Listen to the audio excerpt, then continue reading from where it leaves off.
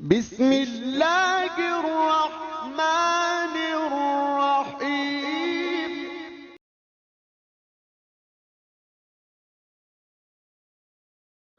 الحمد للہ وحدہ والصلاة والسلام علی من لا نبی بعدہ، اما بعد فاعوذ باللہ من الشیطان الرجیم، بسم اللہ الرحمن الرحیم۔ الا ان اولیاء اللہ لا خوف علیہم ولا هم یحزنون الذین آمنوا وکانوا یتقون، صدق اللہ العظیم۔ آج کے ہمارے درس قرآن کا آغاز سورہ یونس کی آیت نمبر 62 سے ہو رہا ہے۔ اللہ تبارک و تعالی ارشاد فرماتے ہیں، یاد رکھو بے شک جو اللہ کے دوست ہیں ان پر کوئی خوف نہیں ہوگا اور نہ وہ غمگین ہوں گے۔ اس آیت مبارکہ کے اندر اللہ تبارک و تعالی نے اپنے ولیوں کا اور اپنے دوستوں کا ذکر کیا ہے۔ اللہ تبارک و تعالی ارشاد فرماتے ہیں کہ اللہ کے جو ولی ہوتے ہیں، اولیاء ولی کی جمع ہے، اس کے معنی ہیں دوست، اور ولی وہ رحمان کے بھی ہیں اور شیطان کے بھی ہیں۔ قرآن کریم نے دونوں کا ذکر کیا، اولیاء الرحمن اور اولیاء الشیطان، دونوں کا ذکر قرآن کریم نے کیا۔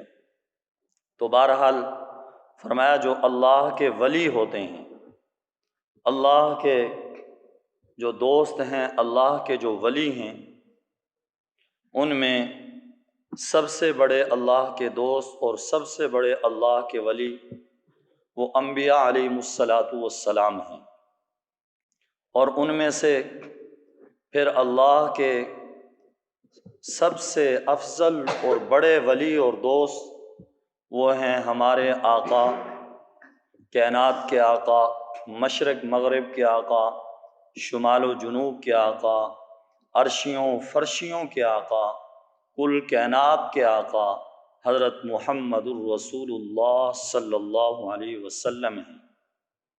اور آقا علیہ السلام کے تمام صحابہ کرام وہ اللہ کے ولی ہیں۔ صحابہ کرام کا مقابلہ نبی علیہ السلام کے ادنا صحابی کے مقام اور مرتبے کو دنیا کا کوئی ولی، کوئی قطب، غوث، ابدال نہیں پہنچ سکتا۔ اس لیے کسی نے بہت بڑے اللہ کے ولی حضرت حسن بصری رحمۃ اللہ علیہ سے پوچھا تھا کہ آیا حضرت معاویہ رضی اللہ تعالیٰ عنہ یہ صحابی ہیں، وہ افضل ہیں یا عمر بن عبدالعزیز رحمۃ اللہ علیہ جو تابعی ہیں وہ افضل ہیں؟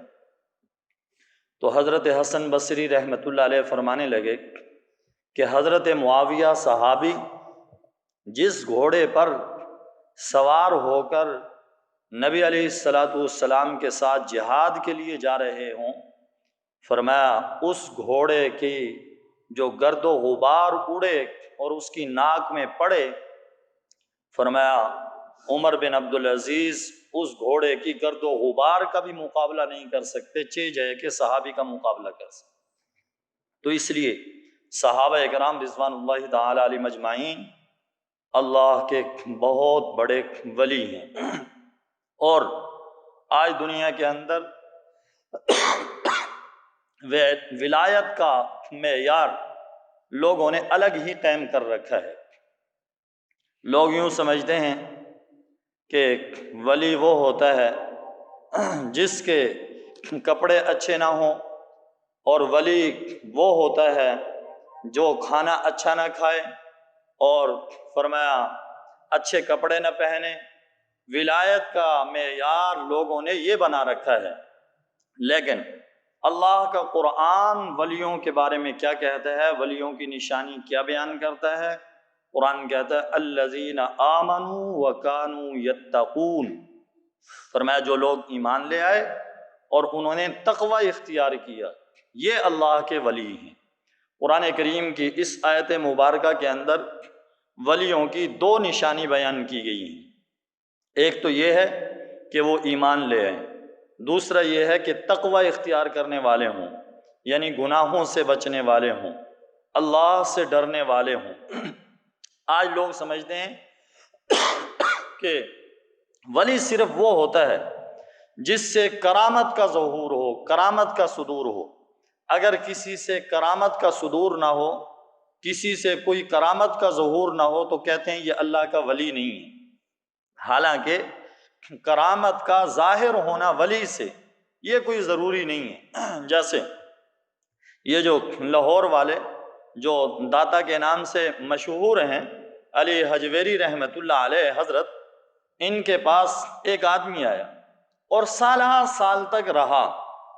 ایک سال رہنے کے بعد کہنے لگا حضرت میں جا رہا ہوں۔ حضرت نے پوچھا بھائی کیسے آئے تھے، کیوں جا رہے ہو؟ کہنے لگا میں آیا تھا اس لیے کہ آپ سے تعلق قائم کروں گا، لیکن پورے سال کے اندر میں نے تو آپ سے کوئی بھی ولایت نہیں دیکھی، لہذا آپ کیسے اللہ کے ولی ہیں؟ حضرت فرمانے لگے مجھے یہ بتلاؤ کیا میں نے پورے سال کے اندر کوئی بھی کام سنت کے خلاف کیا ہے؟ کہنے لگا آپ نے پورے سال کے اندر کوئی کام بھی سنت کے خلاف نہیں کیا۔ تو فرمایا اسی کو ولایت کہتے ہیں۔ تو ولی وہ ہوتا ہے جو شریعت کا پابند ہو، سنت کا پابند ہو۔ اس لیے اللہ والوں کا یہ جملہ ہے الاستقامت فوق الکرامہ، کہ سنت پہ استقامت وہ کرامت سے بھی اوپر ہے، کہ ہر موقع پہ، ہر کام کے اندر، کہ پوری زندگی دن کے 24 گھنٹوں کے اندر فرمایا کوئی بھی اس کا کام سنت کے خلاف نہ ہو، اس کو ولی کہا جاتا ہے۔ اگر کوئی آدمی فاسق فاجر ہے، اپنے چہرے پہ سنت رسول ہی نہیں رکھتا اور کہتا ہے کہ میں اللہ کا ولی ہوں، یہ اللہ کا ولی نہیں ہو سکتا۔ کیوں؟ اس لیے کہ یہ شریعت کا پیروکار نہیں، شریعت کا اتباع نہیں کر رہا۔ کوئی آدمی چاہے ہوا میں اڑتا ہوا آئے، چاہے سمندر پہ پانی پہ تیرتا ہوا آئے، اور وہ شریعت کا، سنت کا پابند نہ ہو تو وہ ولی نہیں ہو سکتا۔ شوبدہ باز ہو سکتا ہے، جھوٹا ہو سکتا ہے، لیکن اللہ کا ولی نہیں ہو سکتا۔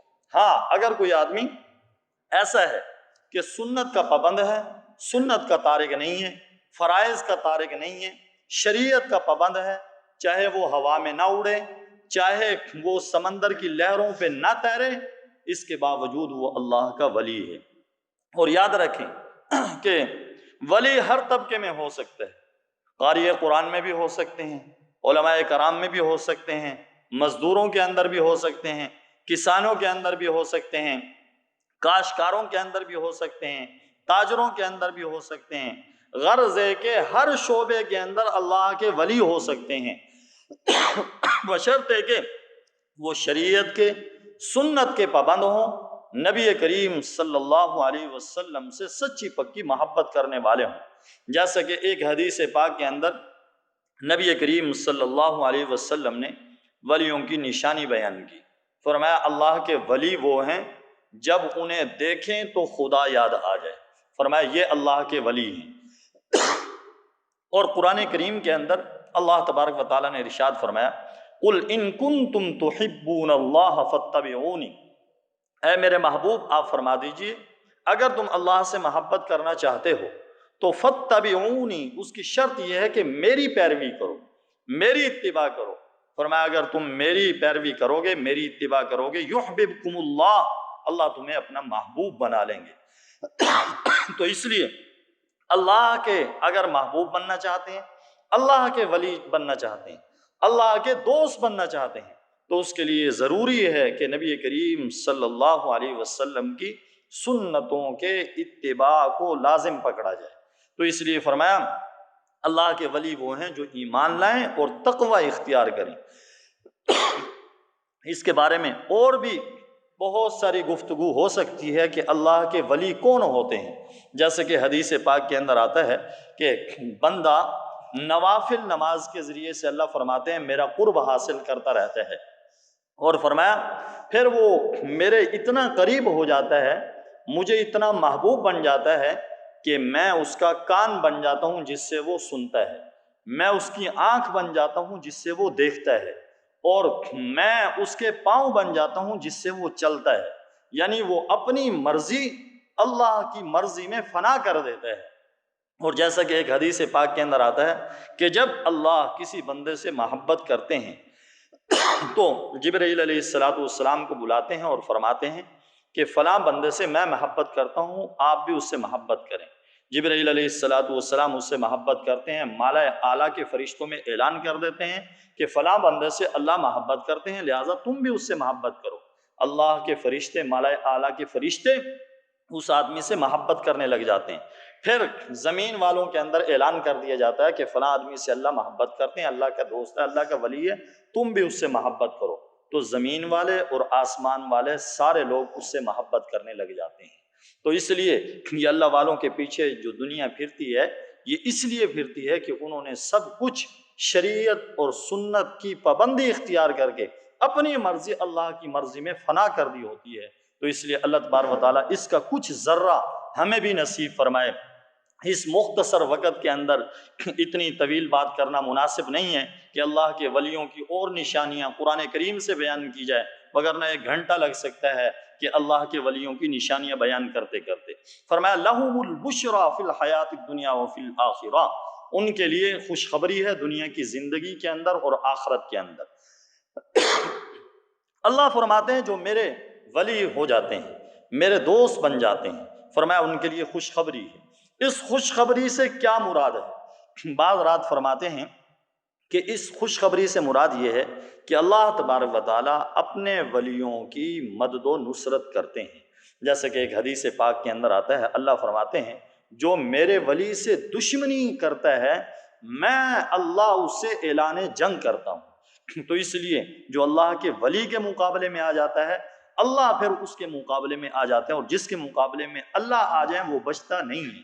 تو اس لیے پہلی خوشخبری سے مراد پہلا قول یہ ہے کہ اللہ اپنے ولیوں کی مدد کرتے ہیں۔ دوسرا قول یہ ہے کہ اس خوشخبری سے مراد یہ ہے کہ اللہ کسی بندے کو خواب کے اندر ان لوگوں کا اعلیٰ مقام اور مرتبہ، ان کی نیکی دکھا دیتے ہیں۔ تیسرا قول یہ ہے کہ مرنے سے پہلے اللہ تبارک و تعالیٰ اپنے ولیوں کو، اپنے دوستوں کو، ان کا جو اعلیٰ مقام، اعلیٰ درجہ ہوتا ہے جنت کے اندر، وہ دکھا دیتے ہیں۔ جیسے کہ کئی بزرگوں کے بارے میں مشہور ہے، ایک اللہ والے کے بارے میں مشہور ہے کہ ان کا جب آخری وقت آیا تو دروازہ کھٹکھٹایا گیا، ان کا بیٹا باہر آیا، باہر دیکھا ایک سادہ سا آدمی تھا، اس کے ہاتھ میں ایک پرچی تھی، اس نے کہا کہ یہ پرچی لے جاؤ اور جا کر اپنے والد صاحب کو دے دیں۔ وہ پرچی لے کے جب اندر پہنچے تو دیکھا کہ والد صاحب کا انتقال ہو گیا ہے۔ انہوں نے بھی پرچی نہیں کھولی کہ شاید راز کی بات ہو کوئی، لیکن اس کے بعد جب پرچی کو کھولا گیا تو اس میں قرآن کریم کی یہ آیت لکھی ہوئی تھی، یا ایتھا النفس المطمئنہ ارجعی الی ربک راضیۃ مرضیہ فادخلی فی عبادی وادخلی جنتی۔ اللہ فرماتے ہیں اے وہ روح جو اللہ کی اطاعت میں چین پا چکی ہے، فرمایا تو اللہ سے خوش ہے اور اللہ تجھ سے خوش ہے، میرے بندوں میں داخل ہو جا اور میری جنت میں داخل ہو جا۔ تو اس لیے اللہ کے ولیوں کو یہ آخری وقت کے اندر اللہ تبارک و تعالیٰ یہ بتلا دیتے ہیں اور انعامات جو اعلیٰ درجہ ہوتا ہے وہ دکھا دیتے ہیں۔ تو بہرحال فرمایا ان کے لیے خوشخبری ہے دنیا کی زندگی کے اندر اور آخرت کے اندر، لا تبدیل لکلمات اللہ، اللہ کے کلموں کے اندر کوئی تبدیلی نہیں۔ اللہ نے جو بات لوح محفوظ کے اندر لکھی ہے وہی بات اب بھی ہے۔ دنیا کے دستور، دنیا کی باتیں، دنیا کے منشور، دنیا کے قانون وہ بدل جاتے ہیں، لیکن میرے رب کی بات بدلتی نہیں ہے۔ ذالک هو الفوز العظیم، یہ زبردست کامیابی ہے کہ اللہ کے ولیوں کو خوشخبری مل جانا۔ فرمایا یہ بڑی زبردست کامیابی ہے، بتاؤ اس سے بڑی کامیابی اور کیا ہوگی۔ ولا يحزنک قولهم، ان کی باتیں آپ کو پریشان نہ کریں۔ آقا علیہ السلام کو اللہ تبارک و تعالیٰ تسلی دے رہے ہیں کہ آپ ان کافروں کی باتوں سے پریشان نہ ہوں، ان کی باتیں آپ کو غمگین نہ کریں۔ ان العزت للہ جمیعا، کیونکہ عزت ساری کی ساری اللہ کے لیے ہے۔ وہ نعوذ باللہ یہ سمجھا کرتے تھے کافر ہم عزت والے ہیں، نعوذ باللہ حضرت محمد صلی اللہ علیہ وسلم اور آقا کے صحابہ یہ ذلیل ہیں۔ جیسا کہ عبداللہ بن ابی نے کہا تھا کہ جب ہم مدینے لوٹیں گے لئن رجعنا الی المدینہ لیخرجن الاعز منها الاذل، کہ ہم میں سے جو عزت والا ہے وہ ذلیلوں کو یعنی نعوذ باللہ صحابہ کو آقا کو مدینے سے نکال دیں گے۔ تو اللہ نے فرمایا وَلِلَّهِ الْعِزَّةُ وَلِرَسُولِهِ وَلِلْمُؤْمِنِينَ، فرمایا عزت تو اللہ کے لیے ہے، اللہ کے رسول کے لیے ہے اور ایمان والوں کے لیے ہے، لیکن منافق لوگ اس بات کو جانتے نہیں ہیں۔ فرمایا هُوَ السَّمِيعُ الْعَلِيمُ، اللہ ہر بات کو سننے والے اور ہر بات کو جاننے والے ہیں۔ الا ان للہ من فی السماوات ومن فی الارض، یاد رکھو جو بھی جاندار زمین و آسمان میں ہے سب اللہ کا ہے، سب پہ اللہ کی ملکیت ہے۔ وما يتبع الذین يدعون من دون اللہ شرکاء، اور جن لوگوں نے اللہ کو چھوڑ کر جن معبودوں کو وہ پکارتے ہیں، فرمایا وہ کوئی حقیقی شرکاء کی پیروی نہیں کر رہے۔ ان یتبعون الا الظن، فرمایا وہ تو اٹکل کی اتباع کر رہے ہیں۔ وَإِنْهُمْ إِلَّا يَخْرُصُونَ، اور بس اندازے لگا رہے ہیں، ان کے پاس کوئی پکی دلیل نہیں ہے اور پختہ بات نہیں ہے، بس اٹکل ہے، اندازہ ہے، سنی سنائی بات ہے جس پہ عمل کر رہے ہیں۔ قرآن اور شریعت اور دین یہ سنی سنائی باتوں کا قائل نہیں ہے، یہ تو پکی دلیل پہ چلتا ہے، پکی دلیل کو پکی بات کو مانتا ہے۔ فرمایا هو الذی جعل لکم اللیل لتسکنوا فیہ والنہار مبصرا، اللہ وہ ذات ہے جس نے تمہارے لیے رات کو بنایا تاکہ تم اس میں سکون حاصل کرو اور دن کو بنایا دکھانے والا۔ اللہ تبارک و تعالیٰ نے قرآن کریم کے اندر بہت ساری جگہوں پر اس چیز کا تذکرہ کیا کہ اللہ نے رات کو بنایا ہے سکون کے لیے اور دن کو بنایا ہے اللہ تبارک و تعالیٰ نے روزی کمانے کے لیے۔ جیسا کہ سورہ نبا کے اندر اما پارا کے اندر پہلی سورت کے اندر بھی اللہ تبارک و تعالیٰ نے اس بات کا ذکر کیا کہ ہم نے رات کو لباس بنایا ہے اور دن کو معاش روزی کمانے کا ذریعہ بنایا ہے۔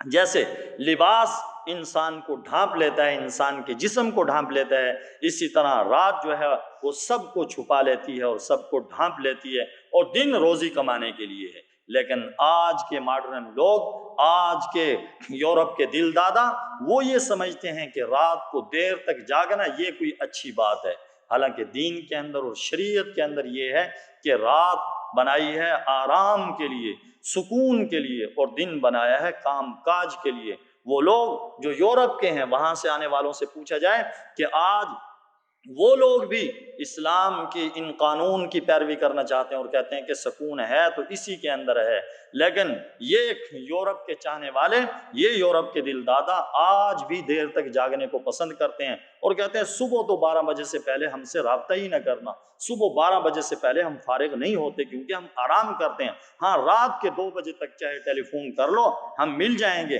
لیکن قرآن کہتا ہے کہ رات سکون کے لیے ہے، دن روزی کمانے کے لیے ہے۔ اللہ نے قرآن میں فرمایا یا ایھا المزمل قم اللیل الا قلیلا، اے کملی اوڑھنے والے رات کو کھڑے ہو جائیے، الا قلیلا، مگر تھوڑا سا۔ اللہ نے یہ نہیں کہا کہ ساری رات جاگیے، فرمایا تھوڑا سا وقت آرام کے لیے بھی ہو۔ تو اس لیے کیوں اللہ کو پتا تھا اگر نبی کو کہہ دیا جاتا کہ رات کو آپ نے جاگنا ہے تو پیغمبر ساری رات انہوں نے سونا ہی نہیں تھا۔ فرمایا نصفہ او انقص منہ قلیلا او زد علیہ ورتل القرآن ترتیلا انا سنلقی علیک قولا ثقیلا، اے پیغمبر ہم آپ پر بھاری ذمہ داری ڈالنے والے ہیں۔ تو بہرحال رات کے اوقات میں سے ایک بات کرنا چاہتا ہوں کہ جو تہجد کا وقت ہے یہ خصوصی وقت ہے۔ تہجد کی نماز یہ انبیاء علیہ السلام کی پسندیدہ نماز، صحابہ اکرام کی پسندیدہ نماز، اولیاء اکرام کی پسندیدہ نماز، اور تہجد پڑھنے والا اس کو اللہ تبارک و تعالیٰ تہجد کی برکت سے روحانی صحت بھی عطا فرماتے ہیں اور جسمانی صحت بھی اللہ تبارک و تعالیٰ اسے عطا فرماتے ہیں۔ اور تہجد پڑھنے والا اس کی قبر کی وحشت وہ دور ہو جاتی ہے، اس کی قبر جو ہے وہ روشن ہو جاتی ہے۔ اور ایک جگہ آتا ہے کہ جبرائیل علیہ السلام ایک مرتبہ تشریف لائے، نبی علیہ السلام نے پوچھا اے جبرائیل رات کے اوقات میں سے کون سا وقت اچھا اور بہتر ہے؟ جبرائیل علیہ السلام عرض کرنے لگے اللہ کے رسول صلی اللہ علیہ وسلم مجھے اس کا علم تو نہیں ہے، لیکن جب تہجد کا وقت ہوتا ہے رب کا عرش بھی حرکت کرنے لگ جاتا ہے۔ تو اس لیے اس سے معلوم ہوتا ہے کہ تہجد کا وقت خاص الخاص وقت ہے۔ اللہ تبارک و تعالی ہم سب کو توفیق نصیب فرمائے کہ رات کو اٹھ کر تہجد پڑھیں، اپنی قبر کو روشن کریں۔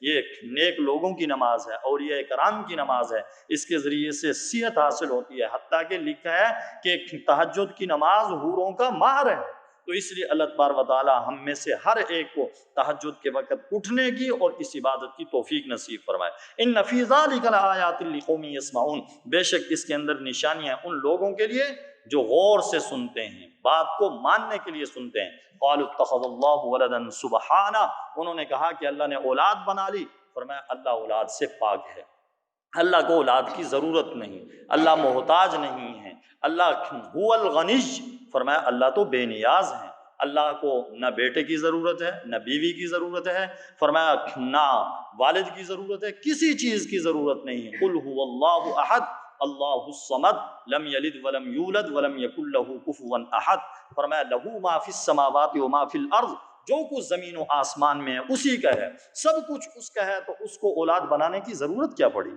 ان عندکم من سلطان بہذا، تمہارے پاس اس کی کوئی دلیل نہیں ہے۔ فرمایا مشرکین مکہ سے کہ توحید کی دلیلیں دینے کے بجائے مشرکین مکہ سے شرک پر دلیل طلب کی جائے کہ لات و حبل کی تم عبادت کرتے ہو، بتوں کی عبادت کرتے ہو، کوئی دلیل ہے تمہارے پاس؟ کوئی دلیل بھی نہیں۔ اتقولون علی اللہ ما لا تعلمون، کیا تم اللہ کے ذمہ وہ باتیں لگاتے ہو جن کو تم جانتے نہیں ہو؟ قل ان الذین یفترون علی اللہ الکذب لا یفلحون، آپ فرما دیجئے بے شک جو لوگ اللہ پہ جھوٹ گھڑتے ہیں، جھوٹ باندھتے ہیں، وہ فلاح نہیں پائیں گے۔ متاع فی الدنیا، دنیا کی زندگی کا تھوڑا سا نفع ہے، ثم الینا مرجعہم، پھر ہماری طرف ان سب کو لوٹ کر آنے ہے، ثم نذیقہم العذاب الشدید بما كانوا یکفرون، پھر جو انہوں نے کفر اختیار کیا تھا اس کے بدلے میں ہم انہیں سخت عذاب کا مزہ چکھائیں گے۔ فرمایا دنیا کی زندگی کا نفع تھوڑا ہی ہے، دنیا کے اندر انسان جتنا بھی جی لے، جتنا بھی کچھ انسان کو مل جائے، لیکن ہے تو تھوڑا ہی، کچھ بھی نہیں ہے۔ موت آئے گی، سب کچھ ختم ہو جائے گا، سب کچھ یہیں پر رہ جائے گا۔ تو اس لیے عقل مند انسان وہ ہے جو آخرت والے اعمال کرے، آخرت کے لیے سامان جمع کرے، آخرت کی تیاری کرے۔ اللہ رب العزت سے دعا ہے کہ اللہ تبارک و تعالی ہم سب کو ایمان کامل نصیب فرمائے اور نبی علیہ السلام کی سنتوں کا اتباع نصیب فرمائے، کفر سے، شرک سے، نفاق سے، ہر قسم کی بری خصلت سے اللہ رب العزت ہم سب کی حفاظت فرمائے۔ وآخر دعوانا الحمدللہ رب العالمین۔ الحمد للہ رب العالمین۔ اللہم صلی علی سیدنا و مولانا محمد وعلی آل سیدنا و مولانا محمد وبارک وسلم وصلو علیہ۔ اے اللہ ہم سب سے راضی ہو جا، اپنی رضا مبارک ہم سب کو نصیب فرما۔ اے اللہ ہم سب کو اپنا محبوب بنا، اے اللہ اپنے محبوب اعمال کی توفیق ہم سب کو نصیب فرما۔ اے اللہ برے اعمال سے ہم سب کو محفوظ فرما۔ اے اللہ ہم میں سے ہر ایک کو رات کو جاگ کر تہجد پڑھنے والا بنا۔ اے اللہ یہ رات کی نماز ہم سب کو نصیب فرما۔ اے اللہ نیک لوگوں والی عبادت ہم میں سے ہر ایک کو نصیب فرما، تہجد میں اٹھنا نصیب فرما، قرآن کی تلاوت کی توفیق تہجد کے وقت نصیب فرما۔ اے اللہ روحانی جسمانی بیماریوں سے ہم سب کو محفوظ فرما۔ اے اللہ جو بیمار ہیں شفا نصیب فرما، پریشان حال ہیں پریشانیوں کو دور فرما۔ اے اللہ ہم سب کی ساری دعاؤں کو اپنے فضل سے جناب رسول اللہ صلی اللہ علیہ وسلم کے واسطے وسیلے سے قبول و منظور فرما۔ وصلی اللہ تعالی علی خیر خلقہ محمد وعلی آلہ وصحابہ